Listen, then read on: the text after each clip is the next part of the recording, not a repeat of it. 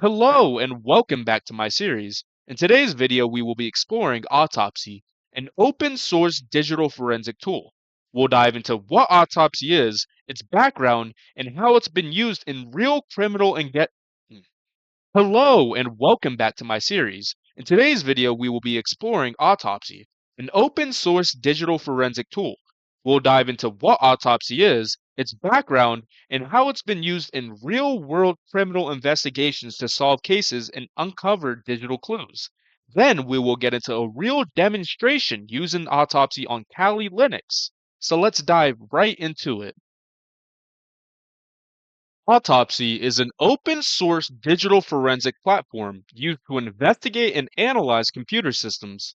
It provides a user friendly interface for accessing the sleuth kit and allows users to conduct in depth forensic analysis on hard drives, mobile devices, and other digital media, making it a popular tool among law enforcement, corporate investigators, and cybersecurity professionals. Autopsy was initially developed by Brian Carrier and released in 2003 as a front end for the Sleuthkit, a collection of command line digital forensic tools. Over time, Autopsy evolved into a robust platform with a graphical user interface that made digital forensics more accessible to users without extensive command line experience. It continues to be updated with new modules and features thanks to an active open source community. Autopsy is widely used in digital forensic investigations to recover and analyze data from devices, aiding in cybercrime and fraud cases. Law enforcement agencies have also successfully used autopsy in real criminal cases to recover deleted files, trace internet history, and analyze communication logs, providing crucial evidence to cyberstalking and fraud investigations. Its powerful analysis tools make autopsy valuable for both professional and educational applications in digital forensics. Now let's dive into a real use of autopsy within Kali Linux. So I'm going to come over here, load that up. Okay, and we're going to go over to digital forensics right over here. And as you can see, we have autopsy root. And we also have the sleuth kit. As I mentioned earlier, all autopsy root is the sleuth kit but turned into a graphical user interface, which I'm about to showcase right now. And my password does require sudo privileges. Okay, so now we have the web application running. Let's open link. Okay, so this is what it looks like when you first load it up. So you have the option to open old cases. As you can see, I have some, and we can open a new one. So that's what we're going to go ahead and do to showcase it. So new case. So, you can put the name as whatever you want. We can just do demo, description. No need to put a description or investigators' names, but that's what that would look like. So case name, demo. So let's start the case. Okay, so let's add a host now. And again, if you were doing an actual investigation on something, you can go ahead and put in all this additional data. For time's sake, there's no need to go through and do that since I'm just demonstrating what it actually looks like. So we can go ahead and add the host now. Add image. Now this is the important part. So, okay, so now all you do here is basically put in the location of where your image is. So if we come over here, you can see that this is where the virtual hard disk is that we're going to be analyzing. And like I said, if you're ever going to analyze something like on a physical laptop, all you would do is download that image or hard drive onto like a thumb drive or something like that and transfer it over to whatever computer you're actually going to be doing the analyzing on. So have that location in here, disk, copy, and we're going to let this up next screen. And that doesn't really say too much. And we can add it. Okay. All right, we're in. So this is what the screen's going to look like basically every time you actually load into the case. This is the home page. So we can see the disk details. If we go here, that's the name of the disk, parameters, stuff like that. Nothing too much we can really find right there. Oh, something cool you can actually do is generate an MD5 hash if you want to do that kind of thing. And we can come over to here where actually all the data is. And we can go analyze. Click that, analyze, boom. And you have things like keyword search. So if you're looking for a specific file, expression, stuff like that, you can throw it in here and search it. It's probably going to take a while for a bigger disk for sure because you're going through the whole actual hard drive. Then here's some information about the actual hard drive slash image. So file system type, NTFS, some metadata information, and version Windows XP. So that's the operating system that they were using. And now we can just go over to file analysis and start from here. So you can see we're just looking basically at program files right now. So program files, the recycler, system volume info, Windows. We can look for a specific user. You click on that user and see what specific settings they have. So let's look for that. Nothing there. Don't see anything. Let's see. Hmm. Let's see what's in program files. Messenger.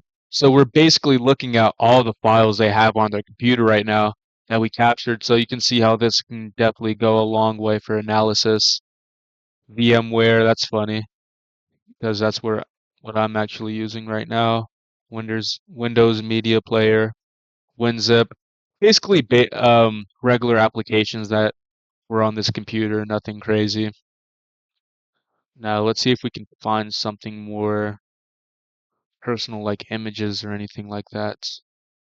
So let me hit that. Boom. Get out of there. Documents and settings. Oh, that looks nice. Okay, and as you can see, we found a user. Pastor Troy, whoever that is. So we're analyzing it. We would note that down, and let me see if there's somewhere. I think there's somewhere we can actually make notes. Yeah, right here. Add notes. So right here, it's a user, Troy, and boom, and there we go. We have a note. So we can do that if we were doing an actual investigation. And this is how law enforcement does it. I mean, this is a good look into what actually goes on. Okay. So application data, favorites, settings. See if there's anything else. Let's go into my documents, my music. Okay, so there's some music on here. Secret zip. That's a red flag. We would want to make a note of that instantly. What's in this secret zip? And there's nothing really you can see because it's a lot of metadata, but I'm pretty sure there's some way to extract that out. So you can see a lot of secret zips. Go over to my pictures, see if we can find anything from that. And sample, nothing much. Um, just some data. That's what it looks like. Okay, let's get out of there. Let's do my music. Nothing much there. And I know there's another way to actually get like the physical MP3 or JPEG. And I mentioned earlier that there's definitely ways to get these unzipped files. So if we come over here, there's a folder for some of the unzipped files. So remember the secret file that was zipped, that was basically nonsense. Well, here's that file unzipped. So the contents within that actual unzipped file were just yada, yada, yada. And, you know, in an actual situation, that might be something different. So let's see if there's anything else we can really find on this hard drive. I'm not finding too much. See if there's anything under videos.